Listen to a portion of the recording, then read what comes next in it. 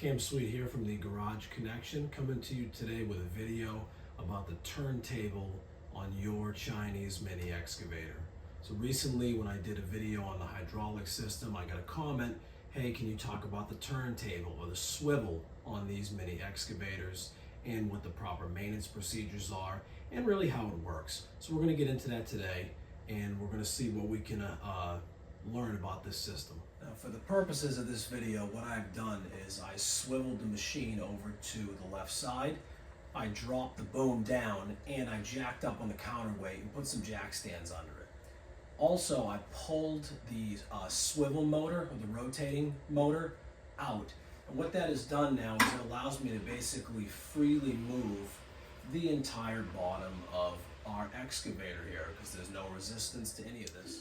So this area right here is where the swivel motor actually bolted to, and you can see here that this is the outside gear tooth of our slewing bearing. Okay, if I were to move this very gently, you can see there that that is the rack that the drive gear on the motor engages with to actually swivel the excavator around. Now the swivel motor itself, as you can see here, it's not really a revolutionary item on its own, okay? It's just a simple 4-bolt motor. We have 2 hydraulic inputs right here. One of them is going to move it one way and the other one is going to swivel as the opposite way, okay?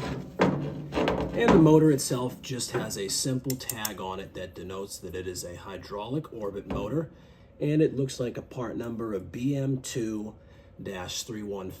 Now, if you were curious about these numbers, BM2 is the designation for the style of motor that it is, and 315 is going to be its displacement. If you've ever needed a replacement one, you can reference those 2 numbers and it will tell you, or hopefully lead you to get a replacement motor. As we're looking down from the top here, these are going to be our hydraulic hoses, okay? This one's the pressure hose, and this one is going to be your return hoses, all right? And you can see here that we have 2 additional hoses that looks like they are going into our slewing bearing here. That's because they are, okay? These 2 hoses run to the front of the machine, and there's a couple of grease fittings up there, all right? I want to talk about the difference between these 2. This one, which as you can kind of see, it looks like it lines up with the outside of the gear. This one is used to grease the external teeth of your turntable and lubricate the connection between them and the drive rack on your hydraulic motor, all right? This one is going to deposit grease inside of your swivel bearing or your slewing bearing, and it's going to keep all of the bearing balls lubricated inside the actual bearing and prevent you from having premature wear, okay? The only other special hydraulic component in here is going to be the hydraulic swivel joint, and I'm going to talk about that a little bit. Now from underneath the machine, unfortunately, because we have this giant debris shield on here to keep the gear nice and clean, we can't really see a lot, but you can see as I swivel around, obviously the top part is staying still and the bottom part is pivoting with me. Now, in terms of maintenance on this gear, there's not much you have to do except keep it freshly greased and try not to bury your machine in your backyard in the mud like I did this weekend. Now, I got a question from somebody that asked, hey, is there any way that I can minimize the amount of play inside my slewing bearing, and not in terms of the bearing rocking back and forth on the undercarriage, but more the side-to-side slop sometimes that's in these little mini excavators? And unfortunately, the answer is no, okay? I'm gonna explain why. The gear on that drive motor, when it bolts down in here, there's no adjustment to the gear, okay? The motor goes in here and that is it.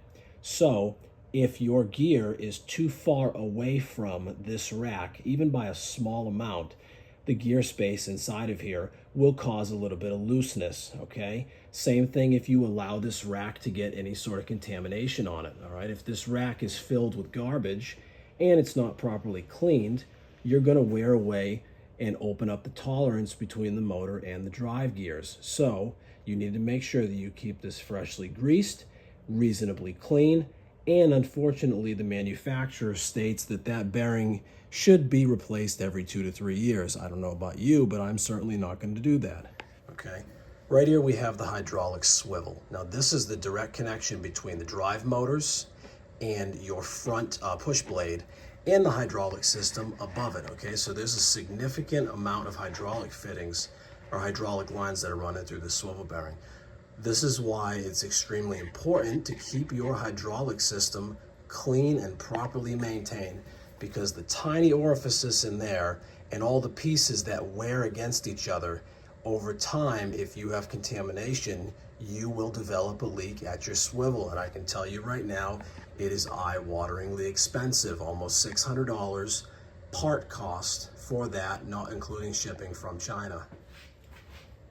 Unfortunately, due to the nature of how this bearing is installed in these machines, it's really sort of a set it and forget it type of component.